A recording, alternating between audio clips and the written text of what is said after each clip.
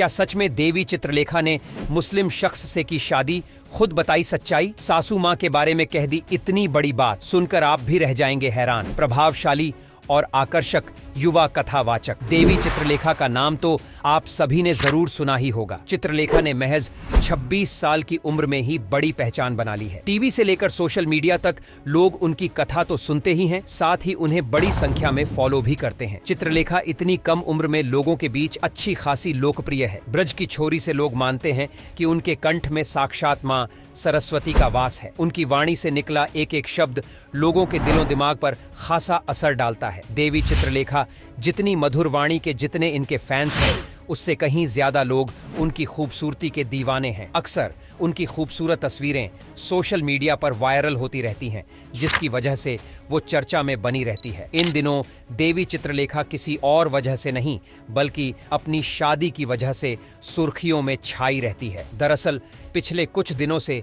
उन्हें लेकर एक खबर फैल रही है कि देवी चित्रलेखा ने एक मुस्लिम शख्स से शादी की है। इसके बाद से उन्हें लेकर तरह तरह की बातें होने लगी और इसी बीच देवी चित्रलेखा की शादी का सच सामने आ गया। इसी के साथ इस बात का भी खुलासा हुआ है कि देवी चित्रलेखा का शादी के बाद जीवन कैसा चल रहा है। अपनी सुंदरता से हर किसी का मन मोह लेने वाली देवी चित्रलेखा का जन्म हरियाणा के पलवल स्थित खांडा गांव में 19 जनवरी 1997 को एक ब्राह्मण परिवार में हुआ। उनके पिता का नाम तुकाराम शर्मा और उनकी मां का नाम चमेली देवी है। देवी चित्रलेखा के एक बड़े भाई भी हैं, जिनका नाम प्रत्यक्ष शर्मा है। देवी चित्रलेखा की प्रारंभिक शिक्षा गांव के स्कूल से हुई थी। उनके बचपन से ही उन्हें पढ़ाई के अलावा भजन कीर्तन व उपदेश देने में रुचि थी। उनके दादा राधा कृष्ण शर्मा और दादी कृष्णा देवी का झुकाव भी आध्यात्म की तरफ था। ऐसे में चित्रलेखा का भी इस ओर झुकाव बढ़ गया। जब देवी चित्रलेखा जी का जन्म हुआ था,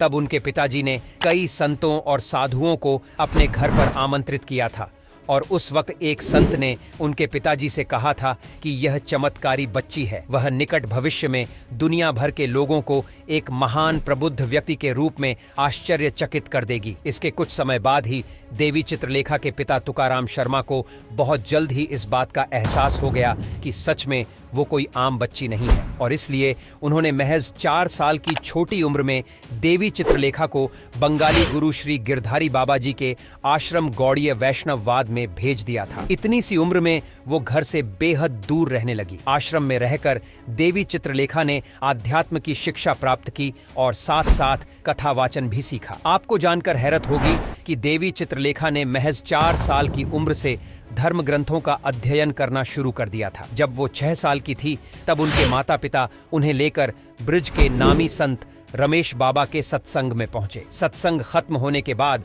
रमेश बाबा ने देवी चित्रलेखा को माइक थमाया ताकि वो कुछ कह सके। उन्होंने करीब आधे घंटे तक अपने आध्यात्मिक विचार सभी के सामने रखे, जिनको सुनकर वहां मौजूद सभी लोग हैरान रह गए। यही वो पल था जब नन्ही सी उम्र में देवी ने कथा करना शुरू कर दिया था। इतना ही नहीं, बल्कि महज 9 साल की उम्र में उन्होंने हिंदू धर्म का ज्ञान प्राप्त कर लिया था। वो कथावाचक और मोटिवेशनल स्पीकर होने के साथ साथ भागवत गीता की उपदेशक भी है। इसके बाद देवी चित्रलेखा ने विभिन्न समारोह में कथा व प्रवचन देना शुरू कर दिया। उत्तर प्रदेश के वृंदावन के पास तपोवन में उनके गुरुजी ने उनकी पहली 7 दिवसीय श्रीमद् भागवत कथा का आयोजन कराया। लेकिन उस वक्त देवी चित्रलेखा काफी छोटी थी और इसीलिए उनके माता पिता इस बात को लेकर आश्वासन में नहीं थे कि उनकी बेटी इतनी लंबी कथा कर पाएगी या नहीं, पर उनके गुरु को उन पर पूरा विश्वास था। जय जय राधा रमण हरे, और उन्होंने काफी अच्छे तरीके से 7 दिवसीय कथा पूरी की। रोजाना करीब 11,000 से ज्यादा लोग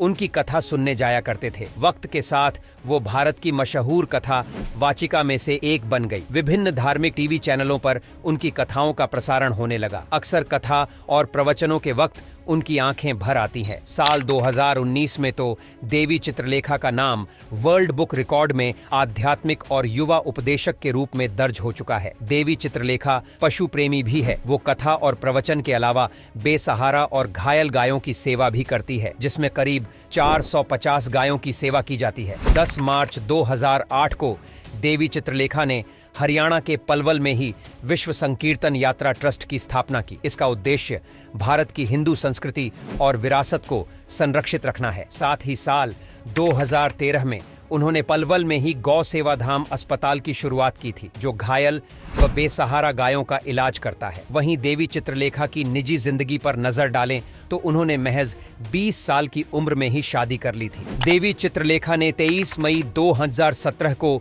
माधव तिवारी नामक शख्स को अपना जीवन साथी बनाया। इन दोनों ने ही पलवल के गोसेवा धाम अस्पताल में शादी रचाई थी। शादी के बाद सोशल मीडिया पर अफवाह उड़ी थी कि उन्होंने एक मुस्लिम लड़के से शादी कर ली है। हालांकि बाद में उन्होंने खुद इस बात का खंडन किया था। एक इंटरव्यू में उन्होंने कहा था कि जो लोग सत्य जानते हैं उन्हें पता है कि उनके पति ब्राह्मण परिवार से हैं तथा उनका नाम माधव तिवारी है। लोग उन्हें माधव प्रभु के नाम से भी जानते हैं। माधव प्रभु मूल रूप से छत्तीसगढ़ के बिलासपुर के रहने वाले हैं और वो ब्राह्मण कुल से हैं। माधव तिवारी कश्यप गोत्रीय हैं। उनके पिता का नाम अरुण तिवारी है। माधव तिवारी गोरा प्रोडक्शन के सीईओ हैं। माधव तिवारी भी आम लोगों की तरह से देवी चित्रलेखा की वाणी से प्रभावित हैं। वो भी कई धार्मिक आयोजन में उनके साथ खड़े नजर आते हैं। हाल ही में एक पॉडकास्ट शो के दौरान देवी चित्रलेखा ने बताया कि शादी के बाद उनकी लाइफ कैसी चल रही थी। साथ ही उन्होंने ये भी खुलासा किया कि माधव तिवारी से उनकी पहली मुलाकात कैसे हुई। देवी चित्रलेखा ने कहा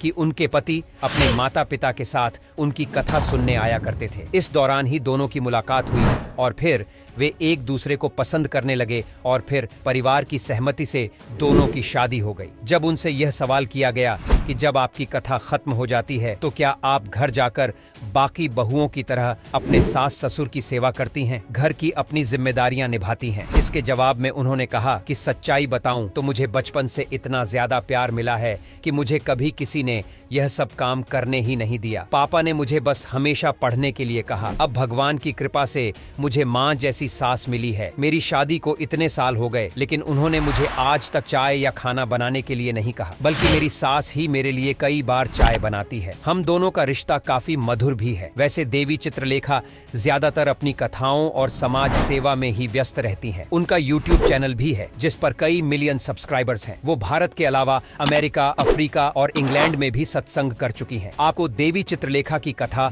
और उनके प्रवचन कैसे लगते हैं हमें कमेंट करके जरूर बताइएगा। वीडियो पसंद आया तो इसे जरूर शेयर करें और हमारे फेसबुक पेज को फॉलो करना ना भूलिएगा।